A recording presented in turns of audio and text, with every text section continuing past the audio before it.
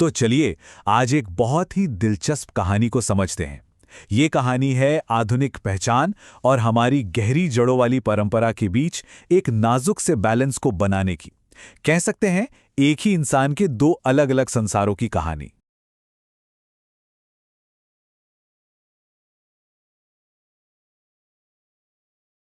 ये एक लाइन ना हमें सीधा कहानी के दिल में ले जाती है। माया की उलझन में उसके सामने दो रास्ते हैं, दो दुनियाएं हैं। एक तरफ घर है जहां परंपरा है, पूजा पाठ है, और दूसरी तरफ है एक मंच जो उसे एक नई अपनी पहचान देने का वादा कर रहा है। तो चलिए सबसे पहले माया के इस दोराहे को ही समझते हैं। ये दो बहुत ही ताकतवर आवाजें हैं जो उसे अपनी अपनी तरफ खींच रही हैं और उसे चुनना है कि वो किस तरफ जाए। यहां देखिए, ये वो दो दुनियाएं हैं जो माया के लिए आपस में टकरा रही हैं। एक तरफ है घर, पूजा, परिवार, परंपरा, और दूसरी तरफ है मंच, यानी गेस्ट स्पीकर बनना, स्कूल जाना, अपनी एक अलग पहचान बनाना। देखिए, स्कूल का ये जो इनविटेशन था ना, ये माया के लिए सिर्फ एक इवेंट नहीं था। नहीं, ये एक तरह से उसकी पहचान के एक नए हिस्से को मंजूरी मिलना था। अब तक वो एक माँ थी, एक लेखक थी, एक अच्छी श्रोता थी, पर गेस्ट स्पीकर होना, ये उसके लिए बिल्कुल नया था, बिल्कुल अलग था।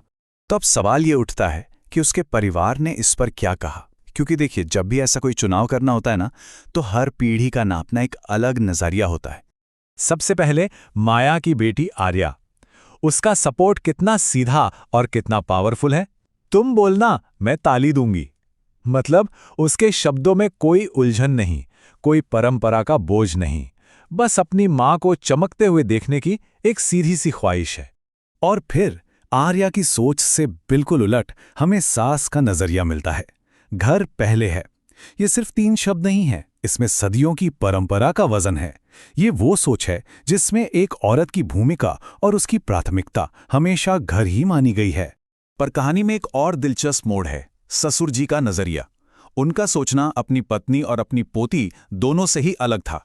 वो इस मौके के महत्व को एक बिल्कुल ही अलग एंगल से देख रहे थे। और ये बात समझना बहुत जरूरी है। ससुर जी की जो बात थी वो सिर्फ सपोर्ट नहीं था, वो एक गहरी समझ थी कि माया का बोलना क्यों जरूरी है। वो समझ रहे थे कि माँओं के योगदान के बारे में बात होनी चाहिए।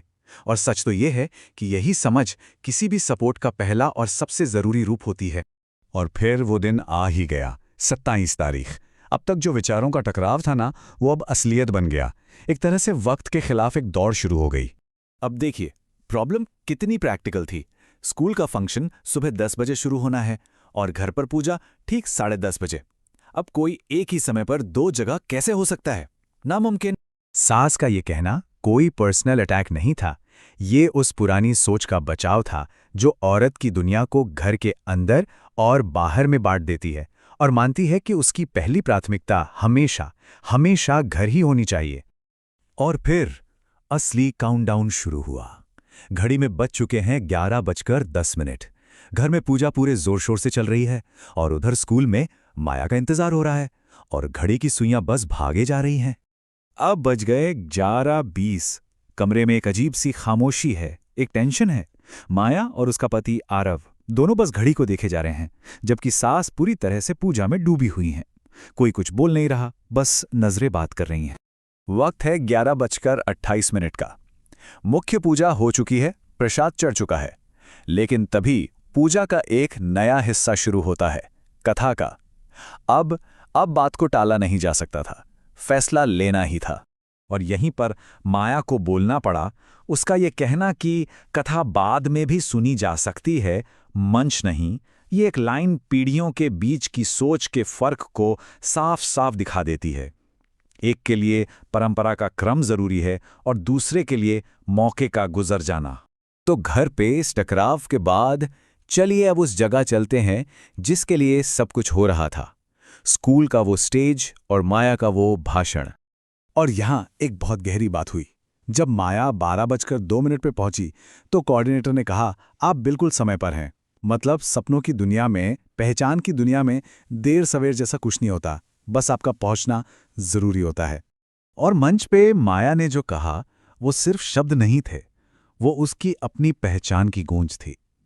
जब उसने अपनी बात खत्म की तो हॉल में जो खामोशी थी ना, वो किसी भी तालियों से ज्यादा असरदार थी। वो खामोशी आपसी समझ की थी, जुड़ाव की थी। तो क्या हुआ आखिर में?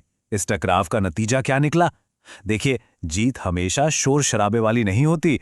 कभी कभी जीत घर में आया एक खामोश छोटा सा बदलाव होती है। जब माया घर वापस आई तो उसकी सास ने कुछ कहा नहीं, बस चुपचाप पूजा का प्रसाद उसकी तरफ बढ़ा दिया। ये कोई इनाम नहीं था, ये एक मौन स्वीकृति थी। यह मानना था कि हाँ, कुछ बदला है। उस रात अपनी डायरी में लिखते हुए माया को एहसास हुआ कि ये लड़ाई असल में मंच बनाम परंपरा की थी ही नहीं, ये तो पहचान बनाम समय की लड़ाई थी। अपनी पहचान के लिए समय निकालने की जद्दोजहद थी। और मेरे ख्याल से यही इस पूरी कहानी का दिल है, इसका सार है कि जब औरतें बाहर की दुनिया में अपनी जगह बनाती हैं तो घर हारता नहीं है, नहीं, घर बदलता है। वो और बड़ा होता है और ज्यादा समझदार होता है। तो आखिर में ये सवाल बचता है, जब परंपरा और पहचान आमने सामने हो तो क्या किसी एक को जीतना ही पड़ता है, या क्या कोई ऐसा रास्ता हो सकता है जहां दोनों साथ साथ चलें, एक दूसरे को समझें और साथ मिलकर विकसित हों?